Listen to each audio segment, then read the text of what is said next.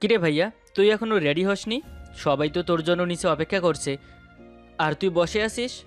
এ তো দেখছি যার বিয়ে তার খবর নাই, পাড়াপড়শির ঘুম নাই। আরে রেডি তো হবই, কিন্তু আমার নীল শার্টটা। বাকি কথা বলার আগেই ভাইয়া আমার দিকে তাকিয়ে চুপ হয়ে যায়। ভাইয়ার আয়রন করা শার্টটা আমি পরেছি। তুই আমার শার্ট পরেছিস? তাহলে আমি কি পরবো? যে কোনো একটা পরে নে, লেট হয়ে যাচ্ছে। ভাইয়া কিছু না বলে অন্য একটা শার্ট পরে রেডি হয়ে নেয়। ভাইয়ার শার্ট প্যান্ট আমি সবসময় পরি, ভাইয়া আমাকে এই জন্য কখনো কিছু বলেনি। দুই ভাই একসাথে নিচে চলে আসি। সবাই আমাদের দুই ভাইয়ের দিকে তাকিয়ে আছে। নিচে আসতে আম্মু আমাদের দুই ভাইয়ের মাথায় হাত রেখে বলে, আমার দুই রাজকুমার, কারো নজর যেন না লাগে। আমাদের কারো নজর লাগবে না। আচ্ছা চলো এবার যাই, মেয়ের বাসায় মনে হয় সবাই অপেক্ষা করছে। এরপর সবাই মিলে বাসা থেকে বের হয়ে চলে আসি আমার হবু ভাবির বাসায়। আজ ভাইয়ের জন্য মেয়ে দেখতে এসেছি। ভাবির আম্মু আমাদের সামনে মিষ্টি আর শরবত এনে রেখেছে। একটা মিষ্টি আর এক গ্লাস শরবত ছাড়া করে দিলাম। ভাইয়া আর চোখে আমার দিকে তাকিয়ে আছে। একটু পর ভাবির আম্মু ভাবিকে নিয়ে আসে। আমি তো মেয়েকে দেখে অবাক। এ তো আমার ক্লাসমেট মিথিলা। মিথিলা তুই? মানিক, তুই এখানে? তুই তাহলে আমার ভাবি হবি? কুত্তা, হারামি, শয়তান, বান্দর! তুই আমাকে কিছু না বলে কোথায় হারিয়ে গিয়েছিলি বল? বকার সাথে সাথে হাত পা তো চলছেই। আরে থাম, মেরে ফেলবি নাকি তুই আমাকে? তোকে তো আজ আমি মেরেই ফেলবো। তুই আমাকে না বলে কোথায় হারিয়ে গিয়েছিস সেটা বল। আরে কিছু বলতে দিবি তো? মেরেই যাচ্ছিস, বলার সুযোগ না দিলে বলবো কি করে? হুম, শুনছি, বল এবার। আসলে বাসায় আসার সময় ব্যাগ চুরি হয়ে গেছে। মোবাইল ওয়ালেট সব নিয়ে গেছে, তাই তোর সাথে যোগাযোগ করতে পারিনি। তোকে কতবার বলেছি আমার নাম্বারটা মুখস্থ করতে? হঠাৎ করে মনে হলো আমি তো আব্বু আম্মুর সাথে এসেছি ভাইয়ের জন্য মেয়ে দেখতে। সবার দিকে তাকিয়ে দেখি আমাদের দিকে হা করে তাকিয়ে আছে। দুজন 2 বছর পর একসাথে হয়ে সব ভুলে গেছি। দুজনই মাথা নিচু করে দাঁড়িয়ে আছি। তোমরা একে অপরকে আগে থেকে চিনো? জি আন্টি, আমরা 4 বছর একসাথে অনার্সে পড়েছি। 2 বছর আগে আমি বাসায় আসার সময় আমার সব কিছু চুরি হয়ে যায়। তাহলে তো ভালোই হলো, ওরা একে অপরকে যেহেতু চিনে তাহলে আমরা নিশ্চিন্তে বিয়ের দিকে এগোতেই পারি। আমরা আপনাদের সম্পর্কে, আপনারা আমাদের সম্পর্কে তো সবকিছু জানা হয়েছে। মেয়েকে আমাদের পছন্দ হয়েছে। বাস আর কি, দুই পরিবার মিলে বিয়ের দিন তারিখ ঠিক করে ফেললো। মিথিলা আর ভাইয়ার আলাদা কথা বলতে বললে ভাইয়া আমাকে সাথে করে নিয়ে যায়। মিথিলার রুমে 3জন বসে আছি। আচ্ছা, আমাকে কাবাব মে হাড্ডি কেন বানালে? তুই আমার বেস্ট ফ্রেন্ড, কাবাব মে হাড্ডি কেন হবি? আমাকে বাদ দিয়ে এখন তোর হবু বউয়ের সঙ্গে কথা বল। আমি ব্যালকনিতে গেলাম। বলে মানিক ব্যালকনিতে চলে যায়। আমি ওনার সাথে কি বলবো সেটাই বুঝতে পারছি না। এত দ্রুত সবকিছু ঠিক হয়ে গেল? আমরা একে অপরের সম্পর্কে কিছুই জানতে পারলাম না। আমি মিথিলা, অনার্স শেষ করে আর পড়া হয়নি। আমি মাস্টার্স শেষ করে নিজেরই একটা ব্যবসা করছি। আচ্ছা, আপনার আর মানিকের বন্ধু কতদিনের? এই গাধাটার সাথে। ইস রে, সরি। আসলে আমি মানিককে সবসময় এভাবে বলতাম তো, তাই মুখ ফুসকে বের হয়ে গেছে। কিছু মনে করবেন না। সমস্যা নেই, আপনার বেস্ট ফ্রেন্ড ছিলেন, এটা তো কমন বিষয়। বাঁচালেন। আচ্ছা, আমাকে আপনার পছন্দ হয়েছে কিনা বললেন না তো? আমি কখনো কোনো মেয়ের সাথে কোনো সম্পর্কে যাইনি। আব্বু আমার পছন্দের মেয়েকে বিয়ে করবো বলে। তাদের পছন্দই আমার পছন্দ। আর তাছাড়া আপনি দেখতেও মাশাআল্লাহ, অপছন্দ হবার কিছুই নেই। ওনার সাথে আরও কিছু সময় কথা বলার পর উনি চলে যায়। আমি ব্যালকনিতে গিয়ে দেখি মানিক বসে বসে গুনগুন করছে। আমি গিয়ে তার পাশে দাঁড়াতেই আমার দিকে তাকিয়ে বলে, কিরে, ভাইয়ের সাথে কথা হলো?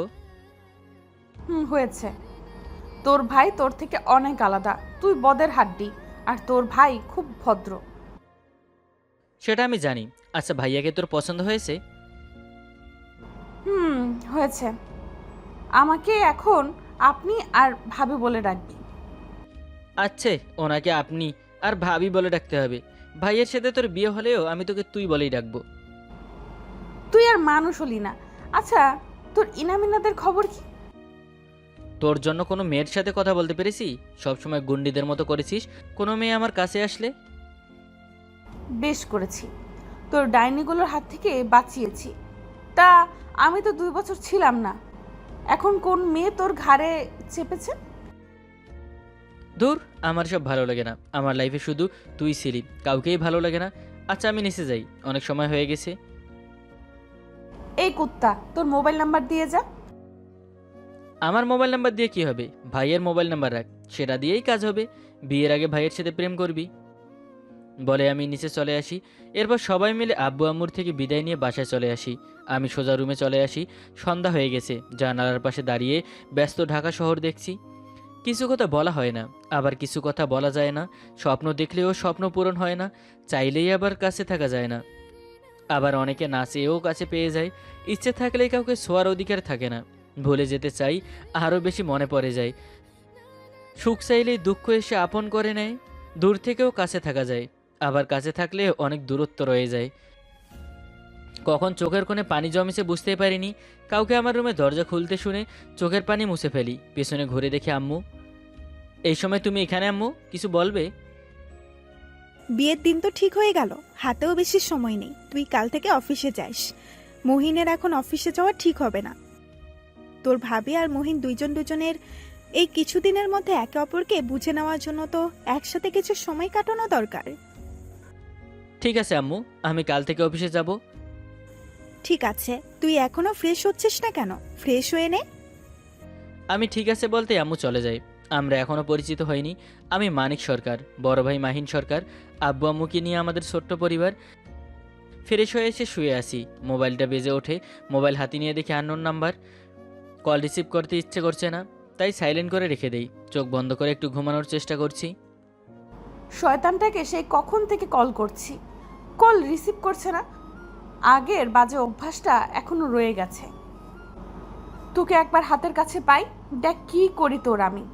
মোবাইল রেখে নিচে এসে আম্মুর সাথে হাতে হাতে কাজ করছি। দেখতে দেখতে কতটা বড় হয়ে গেছিস, আর কিছুদিন পর আমাদেরকে ছেড়ে অন্যের ঘরে চলে যাবি। তুমি যদি এভাবে কথা বলো, আমি কি করে নিজেকে সামলাবো? তোমাদের ছেড়ে থাকতে আমারও তো কষ্ট হবে। পাগলি মেয়ে, আমি তো এমনই বলেছি। আমি তো এমনিই বলেছি, মেয়ে হয়ে জন্মেছিস, পরের ঘরে তো যেতেই হবে।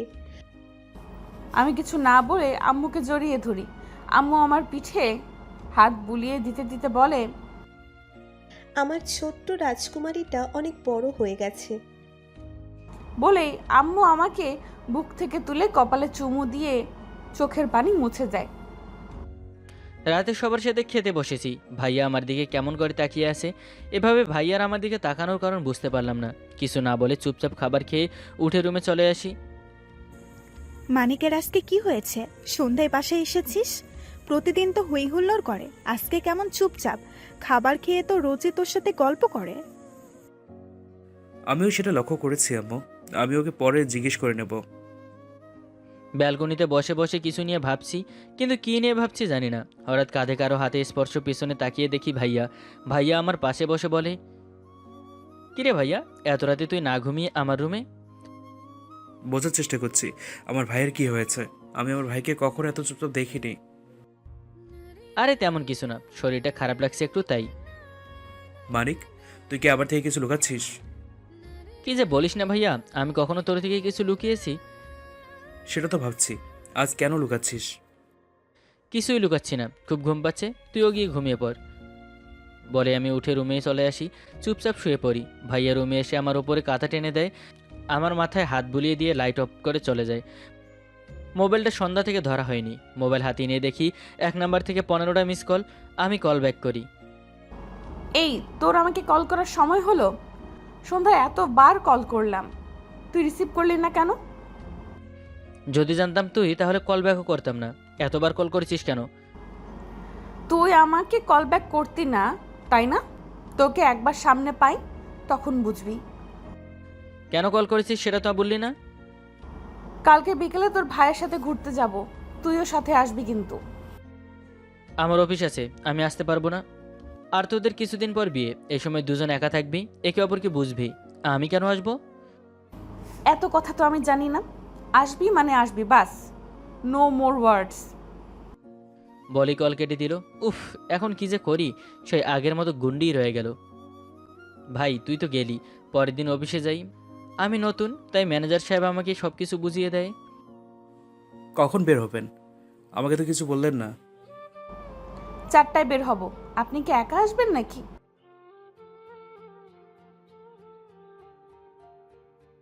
ঠিক আছে, তাহলে 4টায় চলে আসবেন। লাঞ্চের সময় ভাইয়া কল করে চলে আসতে বলে, আমিও কিছু না ভেবে বাসায় চলে আসি। এত জরুরি আসতে বললি, কি হয়েছে? তুই আমার সাথে 4টায় বের হবি। কেন, কোথায় যাবি?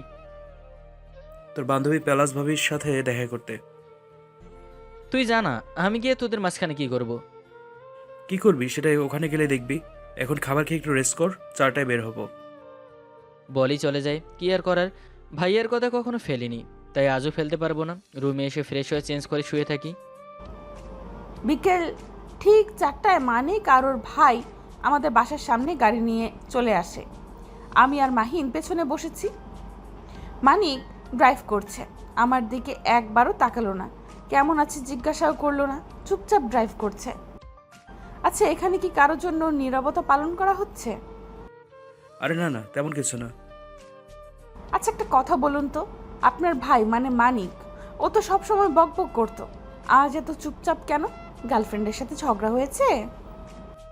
ভাইয়া তোর বউকে ফালতু কথা বলতে নিষেধ কর। আমি ফালতু কথা বলছি? তুই ফালতু কুত্তা। আচ্ছা, এই জন্য আমাকে তোরা নিয়ে এসেছিস? আমি কিন্তু গাড়ি থেকে নেমে চলে যাব। তুই নেমে দেখ, তোর পা আমি ভেঙে দিব। গুন্ডামি এখনো ছাড়তে পারিসনি, এটা আর বোঝাতে হবে না। এই কি হচ্ছে? দুজনে চুপ। একসাথে হলে ঝগড়া শুরু হয়ে যায়। তোর বই ঝগড়া করতে চাইছে, গলা চুলকে আমার সাথে ঝগড়া না করলে।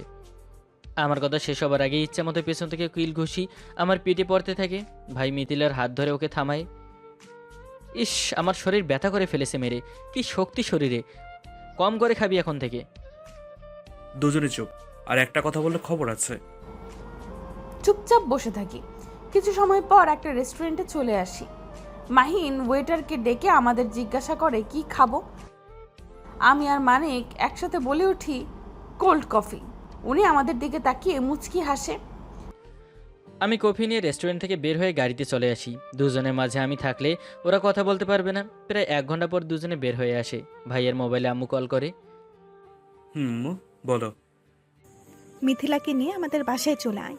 ওর হাতে মাপ নিতে হবে। স্বর্ণকার আমাদের বাসায় এসেছে, আমি ওর আম্মুর সাথে কথা বলেছি। এরপর 3 জন বাসায় চলে আসি। আমার এসব ভালো লাগে না, তাই রুমে চলে আসি। চুড়ি আর আংটির মাপ নেয়। আমি আন্টিকে বলে মানিকের রুমে আসি।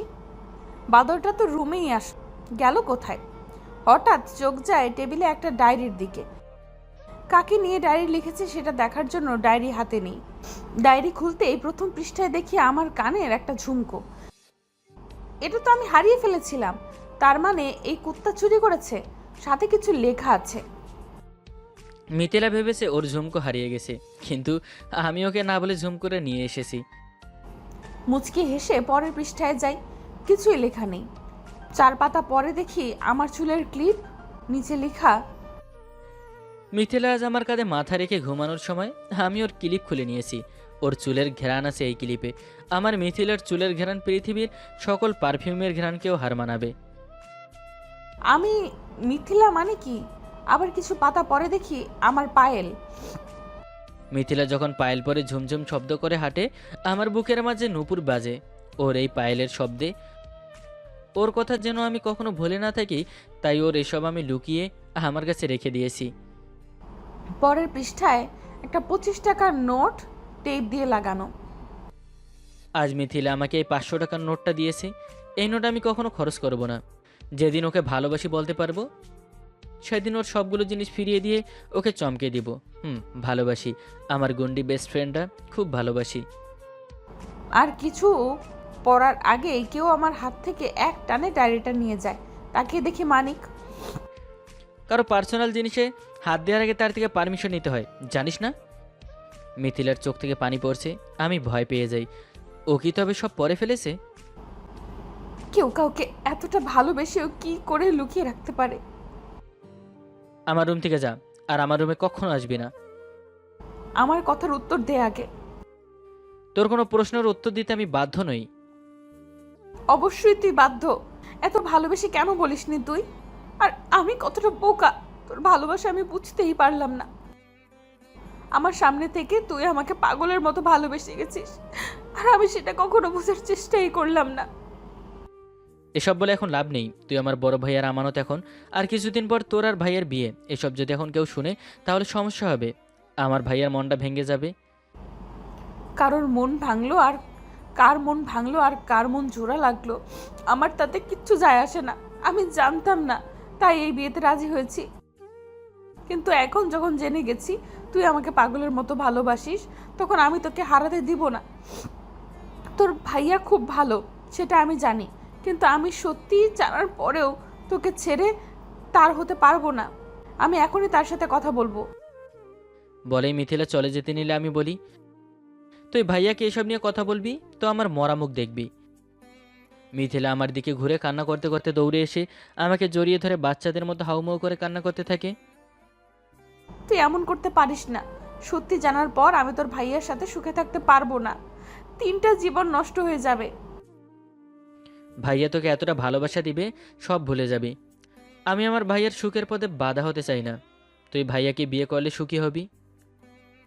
কিছু না বলে আমি মানিককে ছেড়ে চোখের পানি মুছে দৌড়ে রুম থেকে বের হয়ে চলে যাই। সেদিনের পর আমি আর মিথিলার সামনে যাইনি। অনেকবার কল করেছে কিন্তু আমি রিসিভ করিনি। বিয়ে আর 2 দিন বাকি। ভাইয়া আমাকে নিয়ে গাড়ি করে কোথাও যাচ্ছে, কিন্তু কোথায় যাচ্ছি, কেন যাচ্ছি জানি না। একটু পর একটা কাজী অফিসের সামনে এসে গাড়ি থামাই। মিথিলা আর একটা মেয়ে দাঁড়িয়ে আছে। ভাইয়া এখানে কেন নিয়ে আসলি? গাড়ি থেকে নাম, সব বলছি। গাড়ি থেকে নেমে ওদের কাছে যাই। আমি মিথিলার দিকে একবারও তাকাইনি। আর 2 দিন পর আমাদের বিয়ে, কিন্তু আমার খুব ইচ্ছে ছিল কাজী অফিসে বিয়ে করব, তাই এখানে আসা। 2জন সাক্ষীর প্রয়োজন ছিল, তাই তোকে আমি নিয়ে এসেছি, আর মিথিলা ওর বান্ধবীকে। সময় নষ্ট না করে ভিতরে চলো। ভেতরে এসে ভাইয়া কাজী সাহেবকে জিজ্ঞেস করে সব রেডি তো। কাজী সাহেব হ্যাঁ বলতেই আমাকে সাক্ষীর জায়গায় সই করতে বলে। আমি সাথে সাথে সই করে দিই, কিন্তু আজব ব্যাপার, আমার পর মিথিলা সই করে, এরপর ভাইয়া আর ওই মেয়েটা। এরপর কাজী সাহেব যা বলে আমি তার জন্য মোটেও প্রস্তুত ছিলাম না। কাজী সাহেব বলে আমার আর মিথিলার বিয়ে হয়েছে। আমি ভাইয়ার দিকে তাকাতেই ভাইয়া বলে, তোর আর মিথিলার সেদিনের সব কথা আমি শুনেছি। আমার ভাই আমার সুখের জন্য নিজের ভালোবাসাকে ভুলে যেতে পারে, আর আমি আমার ভাইয়ের জন্য এটুকু করতে পারবো না? বড় হয়ে গেছিস তাই না? সব কিছু আমাকে দিয়ে নিজেকে কষ্টের শহরে ডুবিয়ে দিতে চাস? ভাইয়া তুই কাজটা ঠিক করিসনি। আব্বু আম্মু এসব শুনলে কতটা কষ্ট পাবে, আর মিথিলার আব্বু আম্মু তারাও তো কষ্ট পাবে। বিয়ের কার্ড সবাইকে দেওয়া হয়ে গেছে। সবাই এসব জানার পর আব্বু আম্মু তারা সবার কাছে কতটা ছোট হবে। সবাই সব জানে, আর বিয়ের কার্ডে আমার নয়, তোর নাম লেখা। মানে সবাই এসব জানে? শুধু তুই ছাড়া। বাসায় সবাই অপেক্ষা করছে, বাসায় গেলে সব ক্লিয়ার হয়ে যাবে। ভাইয়া আমাদের নিয়ে বাসায় চলে আসে। আমি মিথিলার সাথে এখনো কথা বলিনি। বাসায় এসে দেখি 2 পরিবারের সবাই আছে। সব হয়ে গেছে? সব হয়ে গেছে। তুমি সত্যিই খুব বড় মনের মানুষ বাবা। আজকাল ভাই ভাইয়ের জন্য এত কিছু করে না। আমি বিআইনের থেকে শুনেছি তোমরা 2 ভাই একে অপরকে কতটা ভালোবাসো। ছোটজন তো ভাইয়ের সুখের পথে বাধা হবে না বলে আমার বৌমাকে ফিরিয়ে দিয়েছে। আচ্ছা, এখন এসব বাদ দাও। আর 2 দিন পর ওদের বিয়ে হবে। শুধু ওদের না, তোর আর বৌমার বান্ধবীরও হব। আমরা ওদের পরিবারের সঙ্গে কথা বলেছি, সবাই রাজি। বাবা, ওর আব্বু আম্মু সব শুনে তোমার কাছে ওকে বিয়ে দিবে বলেছে। ও রাজি এই বিয়ের জন্য। মিথিলার বান্ধবীর দিকে তাকিয়ে দেখে লজ্জায় মাথা নিচু করে আছে। আমি ভাইয়াকে শক্ত করে জড়িয়ে ধরি। ভাইয়া আমাকে সারিয়ে আলতো করে গালে থাপ্পড় দিয়ে বলে মিথিলাকে নিয়ে রুমে আসতে। আমি মিথিলাকে নিয়ে রুমে চলে আসি। রুমে আসতে আমার নরম গাল গরম করে দিয়েছে এক থাপ্পড়ে। মারলি কেন তুই? আমাকে এই কয়দিন কাঁদানোর জন্য। এত জোরে মারবি তাই বলে? ইস, এই পাশে দাঁতগুলো মনে হয় সব নড়ছে। যদি ও পাশের গুলো ঠিক করে রাখতে চাস তাহলে আমাকে জড়িয়ে ধর। এই গাল লাল করার ইচ্ছে নেই। সাথে সাথে জড়িয়ে ধরি। মিথিলার মুখে পাগলের মতো চুমু দিতে থাকি। কিছু আদর রাতের জন্য বাঁচিয়ে রাখ। সব আদর কি এখনই করে ফেলবি? বাসরটা এখনই হবে? বলেই দরজা বন্ধ করে আমাকে কোলে নিয়ে বিছানায় শুইয়ে দেয়। এবার চোখ বন্ধ করুন, আমাদের লজ্জা করবে।